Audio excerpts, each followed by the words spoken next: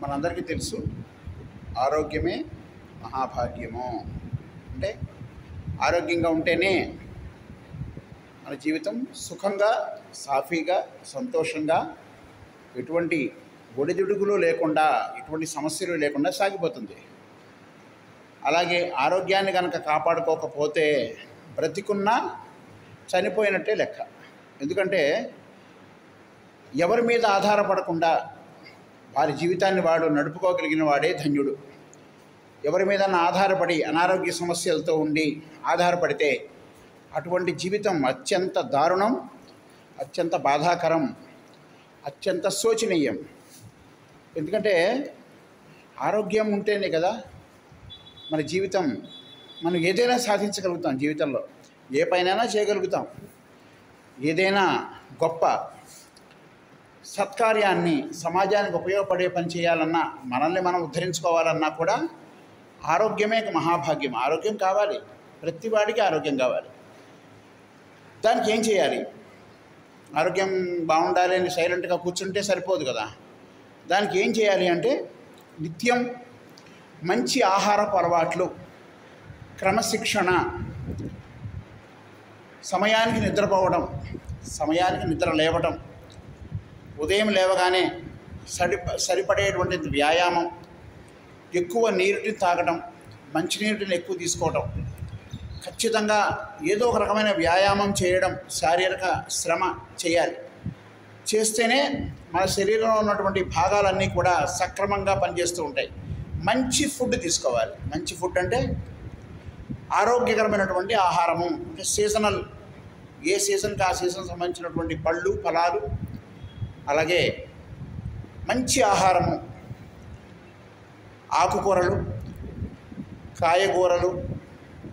అలాగే పప్పు ధాన్యాలు, మంచి ప్రాసెస్డ్ ఫుడ్ కాకుండా, అంటే ఎక్కువ పాలిష్ చేసేసినటువంటి బియ్యం కాకుండా తక్కువ పట్టుతో ఉన్నటువంటి బియ్యాన్ని తినడం, అలాగే మంచి తృణం ధాన్యాలని చెప్పి వస్తున్నాయి, చిరుధాన్యాలు, అటువంటి వాటిని తినడం, అలాగే రాగి, జొన్న, ఇటువంటి వాటిని తినడానికి అలవాటు చేసుకోవడం, మంచి ఫుడ్, ఫ్రూట్స్ తినడం, అంటే ఏ సీజన్కి సంబంధించిన ఆ సీజన్ ఫలాలు తినడం, మితంగా మాట్లాడటం, మితంగా తినడం, సమయానికి నిద్రపోవడం, సమయానికి నిద్ర లేవడం, ఎటువంటి చెడు ఆలోచనలు చేయకుండా కేవలం భోజనం చేస్తేనే సరిపోదండి. ఆరోగ్యం బాగుండాలంటే మనసును కూడా శుద్ధిగా ఉంచుకోవాలి. మనసు కూడా బాగుండాలి.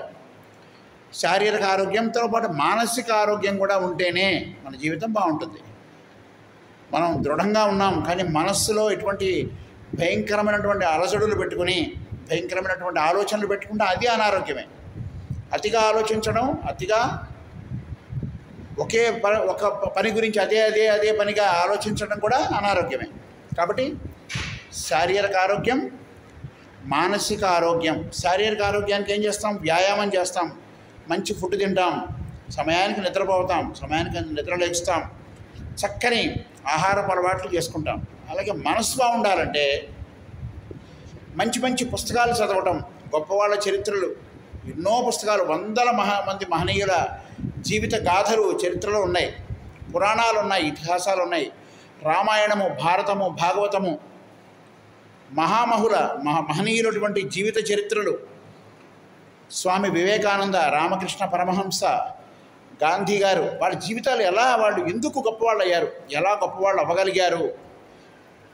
ఇంకా చాలామంది మహనీయులు ఉన్నారు. వారందరి పేర్లు చెప్పలేము కాబట్టి వారందరి అడుగుజాడల్లో నడవడానికి ప్రయత్నం చేయాలి. వాళ్ళు ఎలా గొప్పవాళ్ళు అయ్యారు, వాళ్ళ జీవితంలో ఏమేమి త్యాగాలు చేశారు, ఎంత కఠిన శ్రమని ఓర్చుకుంటే వారు అంత స్థాయికి వెళ్ళగలిగారు, సమాజాన్ని శాసించే స్థాయి, సమాజం మొత్తం వాళ్ళనే అనుసరించే స్థితికి వాళ్ళు ఎలా వెళ్ళగలిగారు అనే దాన్ని మనం ఆలోచిస్తే చాలా ఆశ్చర్యంగా ఉంటుంది. వాళ్ళు చేసినటువంటి త్యాగాలు, అమ్మో ఇంత గొప్ప త్యాగాలు చేశారా వీళ్ళు, అమ్మో ఇంత గొప్ప పనులు చేశారా అని ఆశ్చర్యం వేస్తుంది.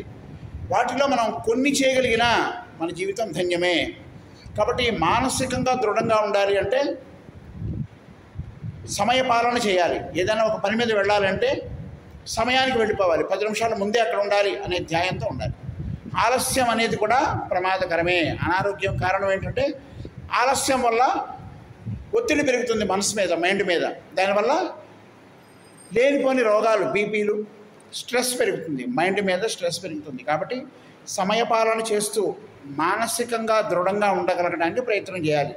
మహనీయుల జీవిత చరిత్రలు చదవాలి. మనల్ని మనం కంట్రోల్ చేసుకోవాలి. మన మైండ్ని, మనసుని మన అధీనంలో ఉంచుకోవాలి.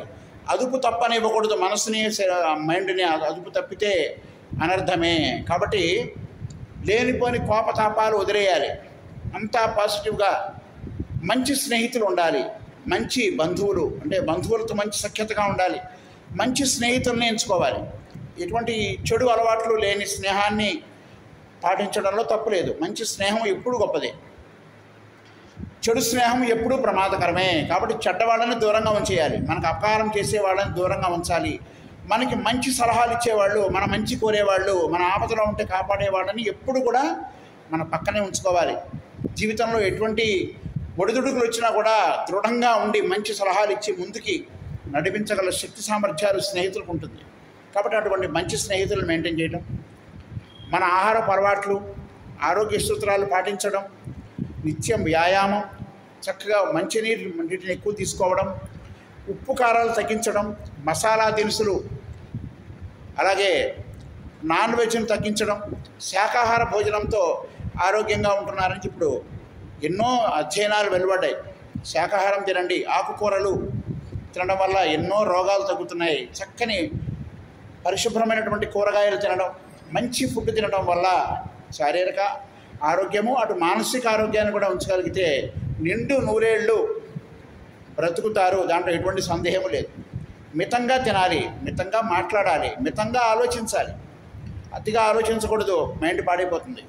అతిగా తినకూడదు, శరీరం పెరిగిపోతుంది. అతిగా మాట్లాడకూడదు, అనర్థాలు పెరుగుతాయి. అతిగా మాట్లాడడం వల్ల అనర్థాలు పెరిగిపోతాయి. అతి తక్కువగా మాట్లాడాలి, అవసరమైన మేరకే మాట్లాడడానికి ప్రయత్నం చేయాలి. అప్పుడు మాత్రమే మన జీవితం చక్కగా, సాఫీగా, ఎటువంటి ఒడిదుడుకులు లేకుండా ముందుకు సాగుతుంది. అలాగే శత్రువులను కూడా పెంచుకోకూడదు. శత్రువులు మనకి అంతఃశత్రువులు ఉన్నారు, అరిషడ్వర్గములు అంటాం మనం. అరిషడ్వర్గములు అంటే కామ, క్రోధ, లోభ, మోహ, మదమాత్స